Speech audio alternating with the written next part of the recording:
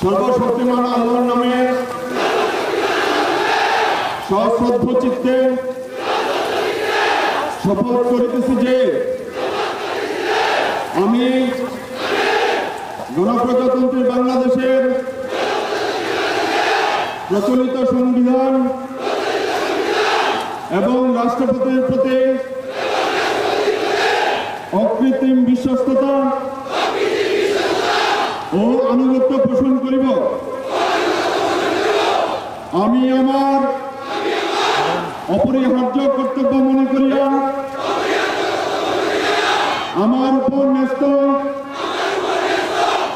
border guard বাংলাদেশের কর্তব্য সততা ও বিশ্বস্ততার সহিত